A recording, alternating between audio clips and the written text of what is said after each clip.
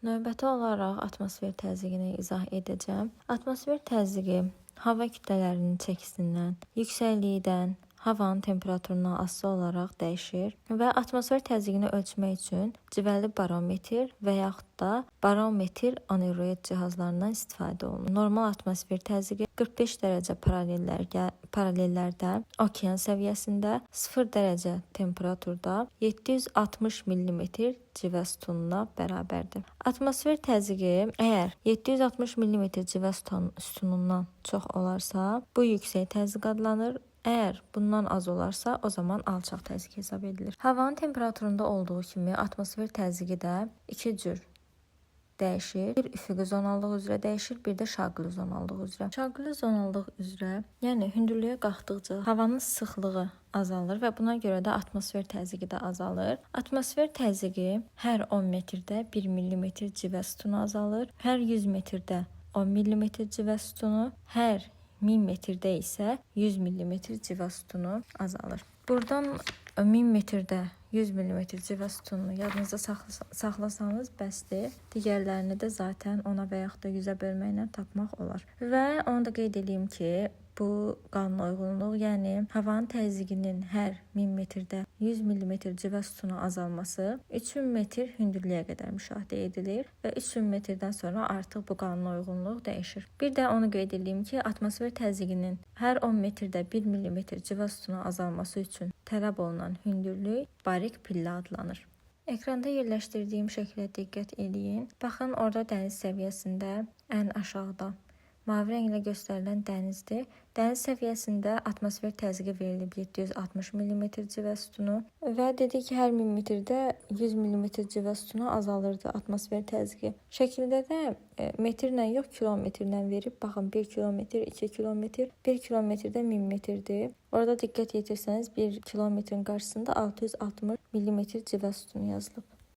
Şaquli zonallıqdan danışdıq. İndi isə gəlin üfüqi zonallıqdan danışaq. Üfüqi istiqamətdə atmosfer təzyiqi ekvatordan qütblərə doğru dəyişir və ekvatordan qütblərə doğru temperaturun dəyişməsi ilə əlaqədar atmosfer təzyiqi qurşaqları yaranır. Daha doğrusu təzyiq qurşaqları yaranır və yer səthində 3 alçaq təzyiq qurşağı yaranır, 4 yüksək təzyiq qurşağı yaranır. Alçaq təzyiq qurşaqlarına 1 ekvatorial qurşaq, 2 mülayim qurşaq daxil və dedik ki, 4 dənə də yüksək təzyiq qurşaqları mövcuddur. Bunların ikisi tropik, ikisi qütb. Və mütləq yadınızda saxlayın ki, tropiklər dinamik yüksəkdir, mülayim dinamik alçaqdır, qütblər termik yüksəkdir, ekvator isə termik alçaq təzyiqdir. Deməli, havanın temperaturunu keçəndə biz istilik qurşaqlarından danışdıq. 7 istilik qurşağımız oldu. Təzyiqdən danışanda isə təzyiq qurşaqlarından danışdıq. 7 dənə də təzyiq qurşağımız oldu. Bir də lap əvvəlki dərslərdə keçəndə biz işıqlanma qurşaqlarından danışmışdıq. 5 dənə də işıqlanma qurşağımız oldu. Yer kürəsində indiyə qədər ən yüksək atmosfer təzyiqi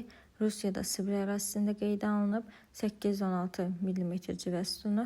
Ən alçaq atmosfer təzyiqi isə Yaponiyada Nansi qasırğası zamanı 641 mm civə sütunu qeydə alınıb. Alçaq və yüksək təzyiqdən danışanda bir şeyi qeyd eləmək yadımdan çıxdı. İndi gəlin ətraflı şəkildə sizə başa salım bu alçaq və yüksək təzyiqləri. Şəklə baxın, tam mərkəzdə ekvator verilib. Ekvatorda fikir verin, oxlar yuxarıya doğru işarələnib. Yəni yuxarıya doğru hərəkət edir. Burada bu oxların mənası odur ki, havanın qalxan hərəkəti müşahidə edilir. Havanın qalxan hərəkəti necə baş verir? Ekvatorda bundan əvvəlki dərsdə də qeyd elədim ki, il boyu isti hava müşahidə edilir və hava isti olduğuna görə yuxarıya doğru qalxır. Həm də hava isti olanda təzyiq aşağı olur. Bunu da yadınızda saxlayın. Həm hava isti olduğuna görə təzyiq aşağıdır, həm də deməli su buxarlanaraq qalxır yuxarı və qalxan hava müşahidə edilir və əgər qalxan havadsa deməli alçaq təzyiqdir. Orada fikir verin, passatlar yazılıb. Bu qalxan hava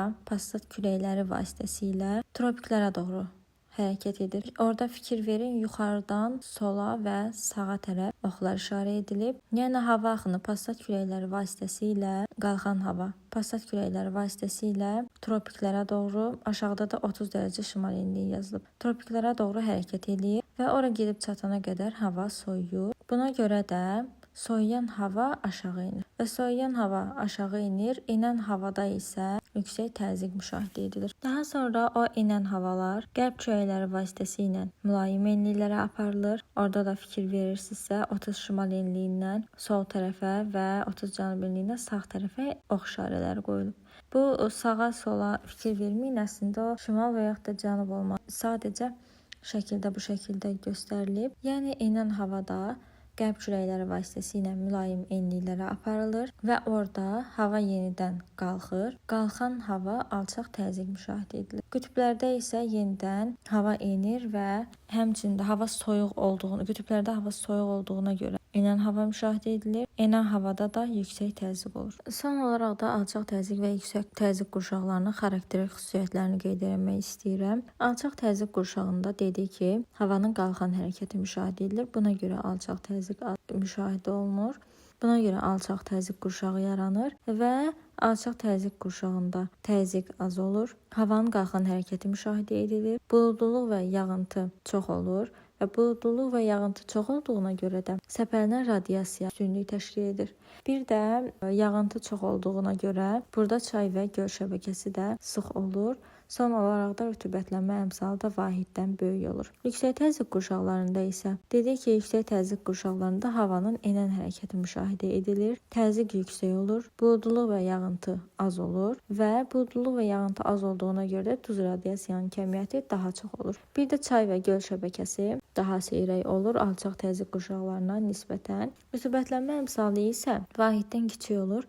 Amma burada bir istisna var. Arktik və Antarktik qurşaqlarda rütubətlənmə əmsalı vahiddən böyük olur. Təzyiqlə bağlı məsələyə baxmadıq. Gəlin belə bir məsələyə baxaq. Məsələnin şərtində deyir ki, hündürlüyü 5500 olan dağın ətəyində atmosfer təzyiqinin 700 mm civə sütunu olduğunu bilərək zirvədə təzyiqi müəyyən edin. Burada nə edirik? Asan üsulla başa salacağım. İlk öncə dağı təsvir edirik. Ətəyində hündürlük 0 metrdir və qeyd edib ki, ətəyində təzyiq 700 mm civə sütunudur. Biz qeyd eləmişdik ki, hər 1000 metrdə 100 mm civə sütunu azalır. Ona görə 1000 metrdə olacaq 600 mm civə sütunu, 2000 metrdə 500 mm civə sütunu, temperaturda olduğu kimi təzyiqdə də hündürlüyə doğru təzyiq azalmalıdır. 3000 metrdə olacaq 400 mm civə sütunu, 4000 metrdə 300 mm civə sütunu, 5000 metrdə isə eləyəcək 200 mm civə sütunu və əgər 5000 metrə 500 mm civə sütunu azalıbsa, deməli 500 metr qalıb. Buradan 5000-ə qədər hesabladıq. Zirvə 5500-dür. 500 metrə də 50 mm civə sütunu azalacaq. Ona görə 5500 metrə 150 mm civə sütunu uyğun gəlir.